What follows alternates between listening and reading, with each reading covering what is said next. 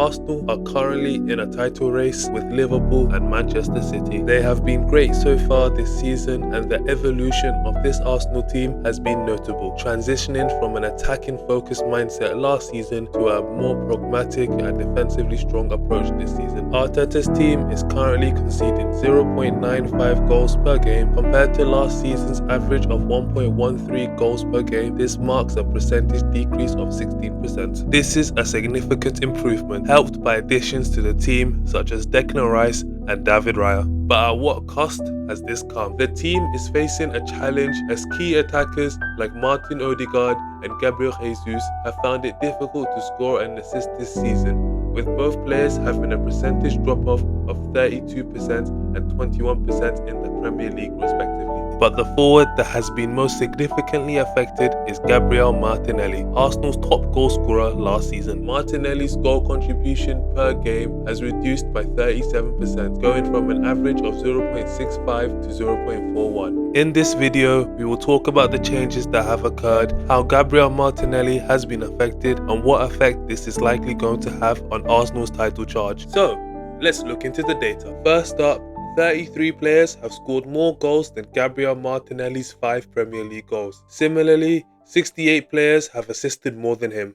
Digging deeper into the numbers, 46 players boasted a higher goals per 90 than Gabriel Martinelli, who currently stands at 0.31. Additionally, 92 players have a better assist per 90, also at 0.12. These show us how poor Gabriel Martinelli's contributions have been this season so far. There are defenders out there with a better goals contribution per 90 than Gabriel Martinelli. Players like Kieran Trippier and Pervis Estupiñán are standing out in this aspect. This raises questions about the overall contribution and effectiveness of Gabriel Martinelli compared to some unexpected defensive players. But wait, there's more.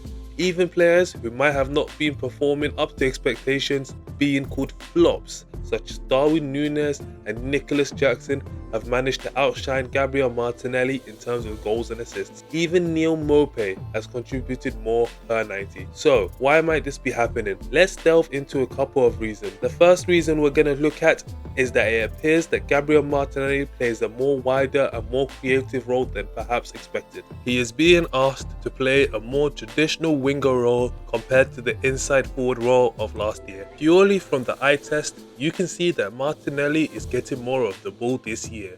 But seeing his stats also illustrates how his role has changed. He is taking more touches, dribbling more, crossing more, and has become a significant source of creation for the team. The issue here, he is not creating enough strong goal scoring opportunities. Despite his touches in the final third going up by 30% and him being in the 95th percentile for carries into the box, his expected assists, shot creating actions, and goal creating actions have all declined versus last year. I think that the data above definitely suggests that Martinelli has a higher creative burden this year.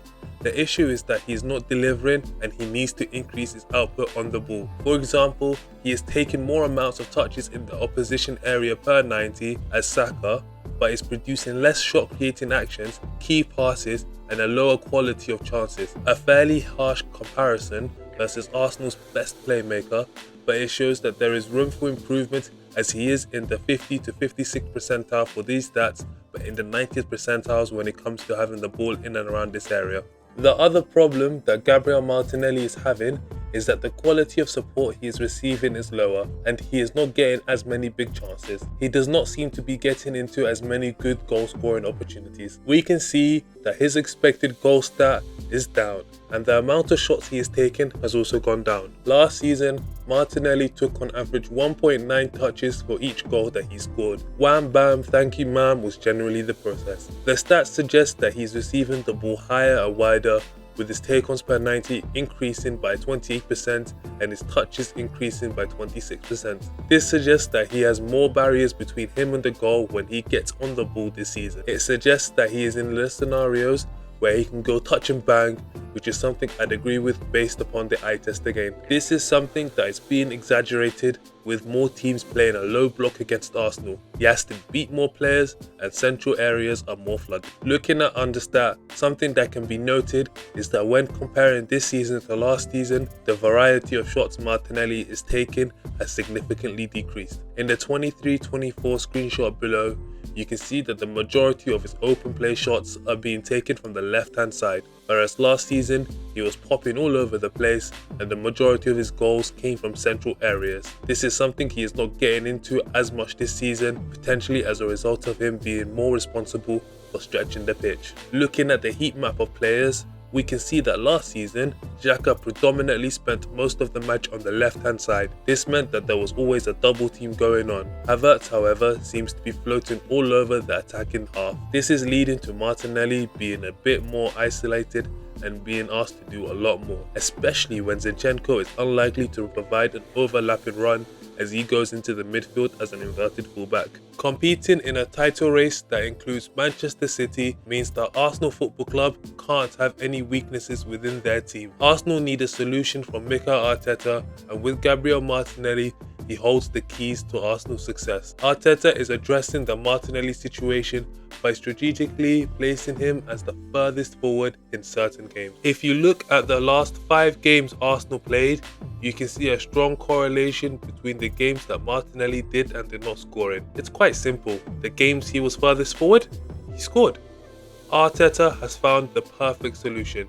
He just needs to implement it into his tactics more consistently. Arsenal fans are crying for their board to sign a lethal goal scorer, but they have one currently available at their disposal. Liverpool perfected the goal scoring winger with Mane and Salah. Why can't Arsenal do the same? Thanks for watching. We'd love to hear your thoughts and suggestions in the comment section down below. If you've enjoyed this video, make sure to hit the like button and subscribe to our channel for more football content.